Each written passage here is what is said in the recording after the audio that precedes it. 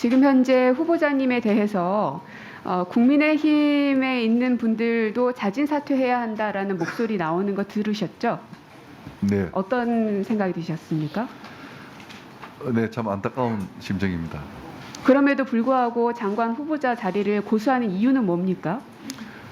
네, 아까 말씀드렸듯이 그렇게 제기된 의혹들에도 불구하고 제가 도덕적으로나 윤리적으로나 문제될 것이 없다고 제가 생각하기 때문에 그렇습니다. 도덕적으로 윤리적으로 문제될 것이 없다라고 지금 말씀하셨어요. 네네. 국민 눈높이에 맞다고 지금 생각하신다는 겁니까?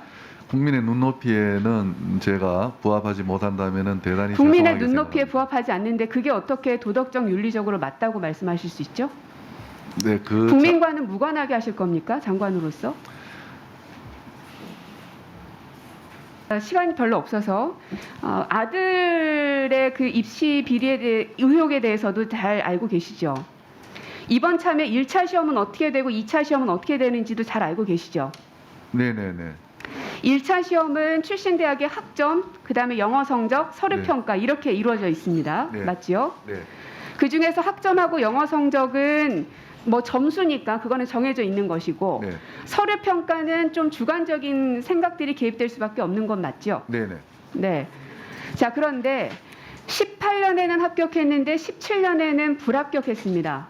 그럼 이제 검증하는 사람 입장에선 왜 17년엔 불합격했고 왜 18년에 합격했는지를 봐야 됩니다. 네. 자료를 보시면 학점하고 영어 성적은 이미 16년도 당시의 점수입니다. 즉 네. 스펙은 17, 18년 동일한 점수입니다. 네. 그리고 서류 평가에 들어가는 봉사활동과 논문, 장학금 등도 역시 17, 18년이 동일합니다. 네. 달라진 거라고는 자기기술서밖에는 없습니다. 네.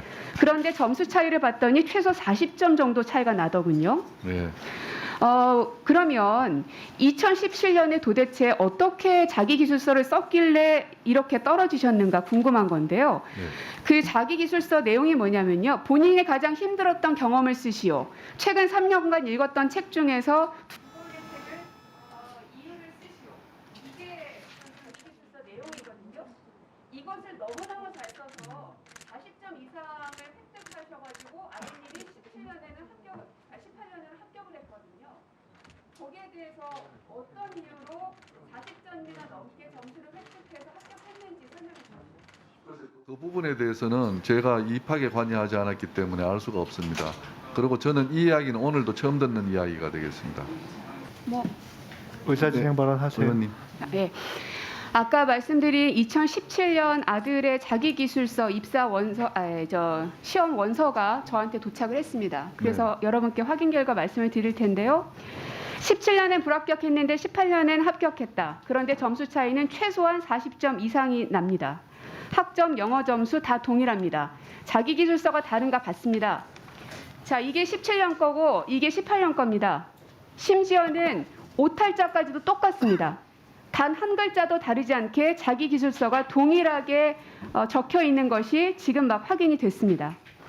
즉 동일한 서류를 가지고 40점 이상 높은 점수를 받은 데에는 주관적 개입이 없이는 설명이 되질 않습니다. 명백한 특혜가 밝혀진 이상 더 이상 인정하는 게 의미가 없다고 보고요. 아까 말씀하셨던 따님의 구술평가에 대해서도 아빠 친구들만 딸에게 만점을 준 게 아니라 다른 3명도 만점 받았다라면서 허위 발언에 대해서 본인께서도 인정을 하셨는데요. 하지만 이미 수많은 국민들은 아빠 친구들이 딸만 만점 준 게 아니라 다른 학생들도 만점을 줬다고 보도가 이어졌습니다. 하지만 인청팀은 여기에 대해서 지금까지 수일이 지났지만 바로잡지 않았습니다. 즉 허위 사실이 유포되고 있음을 알면도 불구하고 바로잡으려는 노력조차 하지 않았습니다. 더 이상은 인사청문을 하는 것이 의미가 없다고 생각합니다. 저도 그렇게 생각합니다. 그만하시죠. 진짜 의사진행 하겠습니다.